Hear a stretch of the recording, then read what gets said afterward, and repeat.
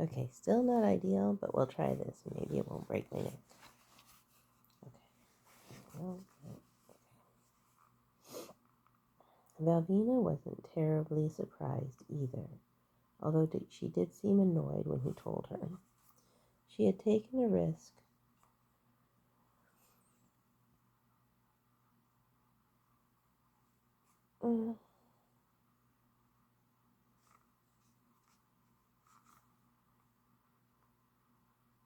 Sorry, I changed the font size and now I can't see it.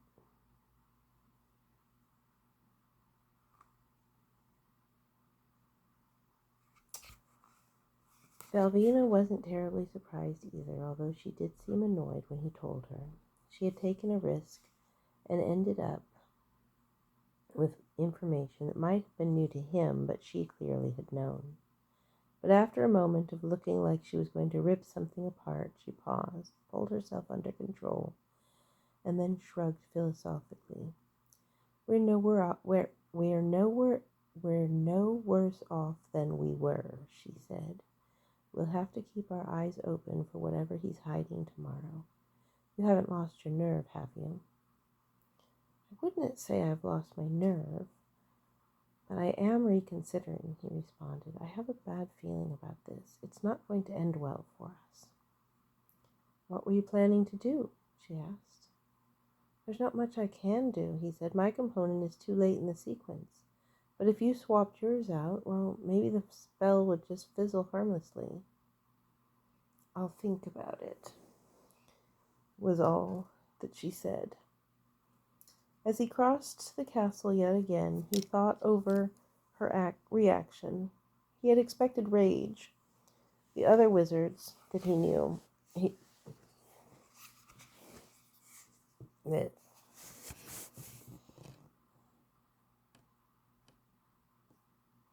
had expected rage. The other wizards he knew would have exploded. He wondered how much was because she was female. Not that he thought she had less of a temper because of her sex, just that she clearly had to learn self-control where her male peers would have chosen indulgence. She would have handled this entire situation better than he was sure, if their situations had been reversed. He stumbled into his room, stubbing a toe on one of the piles of equipment between him and the straw tick on the floor. He didn't bother removing more than his shoes, just collapsed into the mattress. It hadn't been stuffed particularly carefully. It was lumpy, and bits of straw poked at him through the rough cloth cover. It was better than he deserved. She had been right not to believe he could help. Alicia and Valvina, too, come to think of it. He was useless, worse than useless. He tried the meditation rituals he knew to refocus his mind. He tried counting sheep and squid like sheep. Every time he started to fall asleep, though, his hold on his mind relaxed, and he saw Alicia's look of resignation. Finally, Gav settled in for a good night's failure to sleep.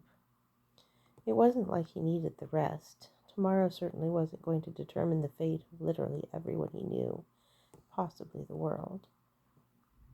He wondered what else could go wrong. He didn't feel like he was waiting for the other shoe to drop. He was already standing knee-deep in shoes with a cobbler's wagon overhead. No, he was more looking forward to the new and exciting ways he could fail, because that was Gav's own personal gift, it seems. He lay there with straw poking him in the ear and waited for the sun to come up. Once again, I stopped 4 minutes before the end of the chapter. So silly. I'm going to go on. This is chapter 14. You seem to have a bit of a problem, Valvina informed him over breakfast. Gav had many problems, so he was going to need her to be a little more specific. He had slept poorly, but that was honestly better than he'd been expecting, since he hadn't expected to be able to sleep at all. Somewhere in the endless dark hours, he managed to drift into a light slumber, only to be awoken by Beetle's cringing apologies for not having put him properly to bed. It had not been the best way to wake up, and he felt groggier than he might have if he had just not slept at all. He certainly did not have enough wits to joust with Valvina this morning. Which one now? He asked, picking at the spread on the sideboard. Perhaps chastened by the failure of her ambitions last night, Orla had gone simple with breakfast. Stacks of toasted bread, rashers of bacon, a pot of porridge, obligingly kept semi-liquid, if not actually warm, by a sullen salamander flaming below. Gav wondered what the salamander had been promised in exchange for its service.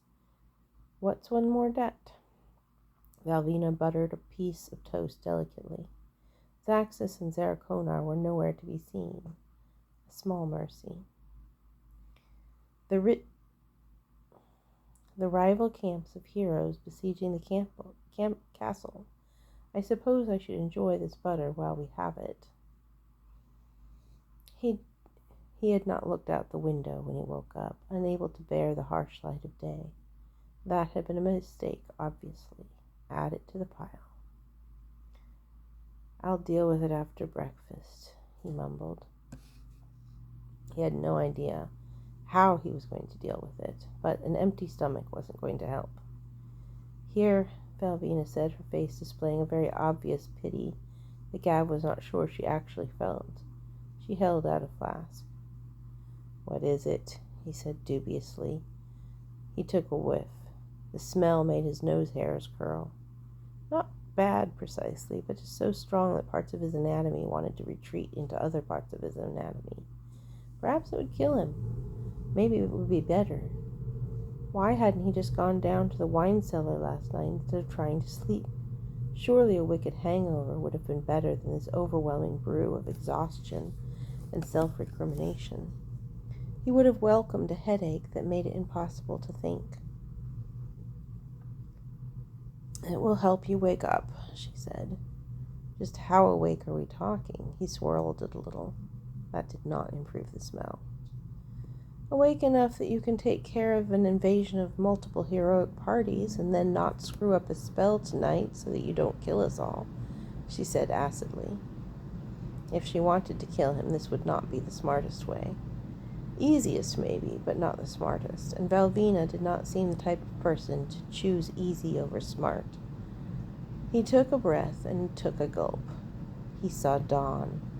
Not the literal dawn that must have happened a few hours earlier, but then again, time had briefly ceased to have meaning. He saw